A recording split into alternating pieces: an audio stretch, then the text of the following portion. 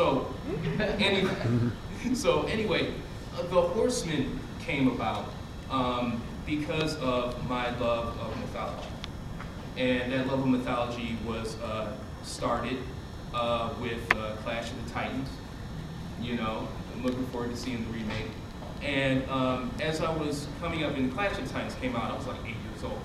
But when I was in high school, you know, after studying Greek myth and Roman myth, and Norse myth, and delving in a little bit into Egyptian mythology, I thought that, you know what, we as Africans must have our own mythology.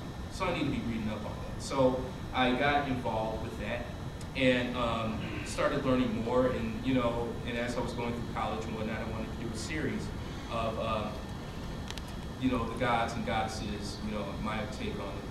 I never did that series until I got into grad school, where I was doing my thesis on African-American superheroes and tying them in with African mythology. And when I was doing those illustrations, I'm like, do I go African dress or do I go superhero? Well, I went the Jack Kirby route and took Yoruba myth as my base and superheroed it up for the thesis. And once I got the thesis, I'm like, okay, these characters are way too cool to, you know, I mean, leave them alone. And they became part of they became like my first property, the Horseman, which is also tied in with hip hop, tied in directly with DJ Crush and the track Miso. Any of you guys know DJ Crush? Word up. Okay, you know that track Miso?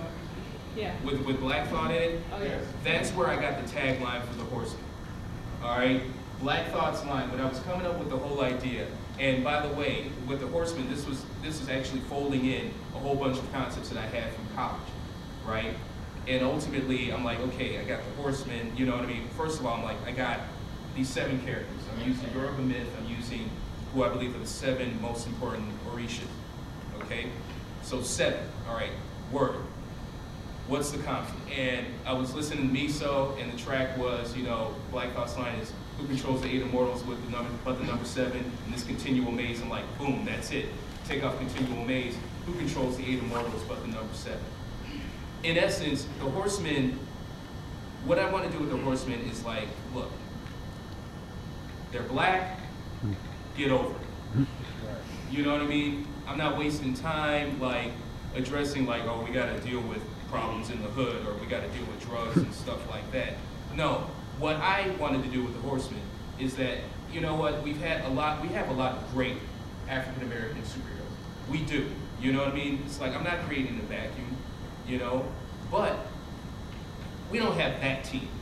You know what I mean? We don't have that team on the level of the Justice League, the Avengers, the X-Men. What I want to do with the Horseman is like, I wanted to create a book where I have these characters doing like some big, you know, like going to wars, going to countries, going out to space, you know what I mean?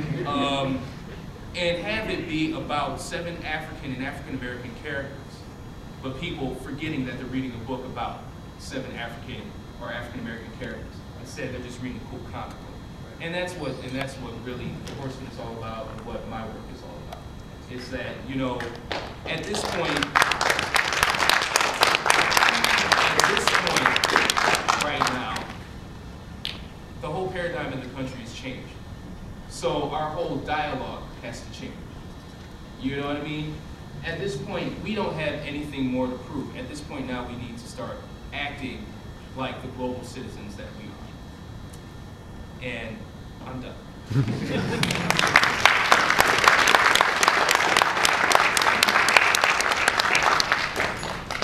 I told you needed number 1. Anyway. Ashley A. Woods. I'm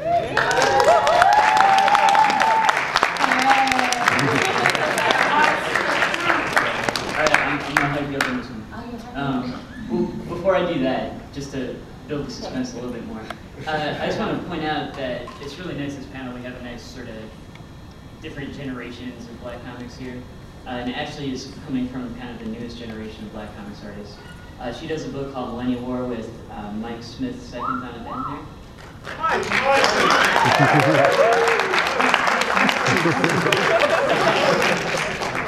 That's what I like, rowdy pen.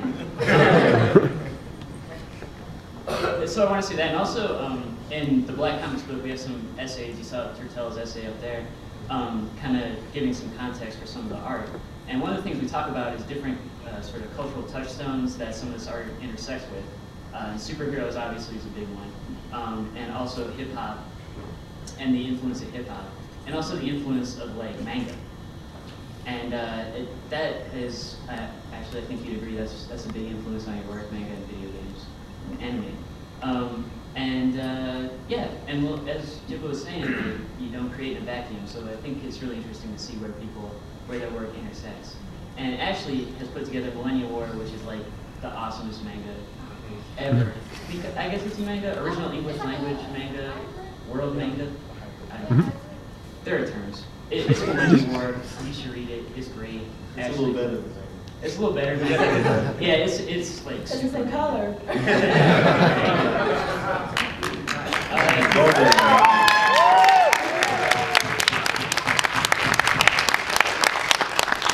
Probably not say anything after that. Actually, talk. Mike. Did you want to share this with me or? Ladies first. Okay. Hello, I'm Ashley Woods. Thank you all for coming today. Thank John and Damian for inviting me for the panel. And yeah, so Millennial War is basically an action fantasy story. I grew up on comics, but I more so got into manga growing up. And my mom actually collected comics while she was growing up. So that's how I got into it. Raise your hand, Mom. Wow. Everybody.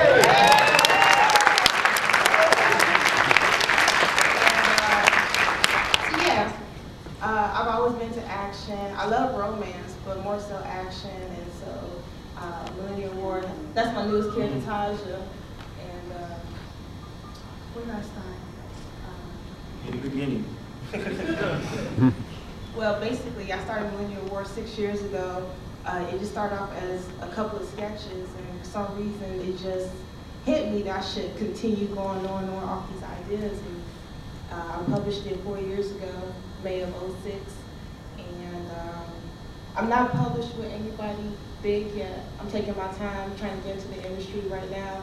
I'm enjoying being independent, but I consider myself very lucky because within the past 3 or 4 years, I've sold like close to 3,000 copies on my own.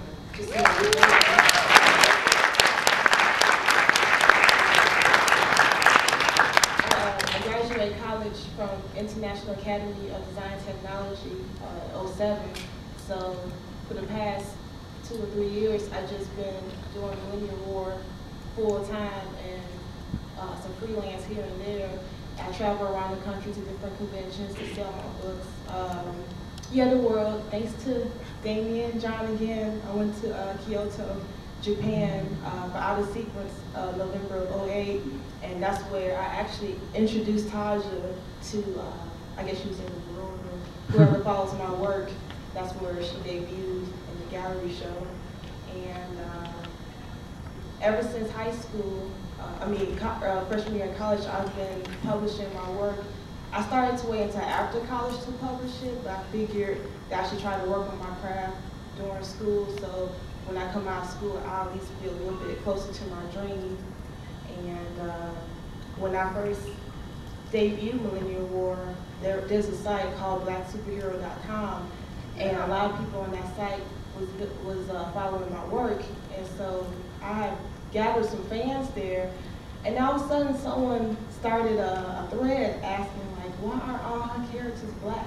And they was making a big hoopla about it, and I was sitting to the side, I was gonna sit in the background, not saying anything, because people are just people. Like, I'm colorblind.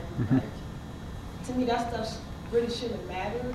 Like, when I made my work, I didn't think, oh, this person got this personality, so they should be this color. Like, I just saw a character in my mind a certain way, and that's how I drew them. I didn't think about their skin tone or whatever.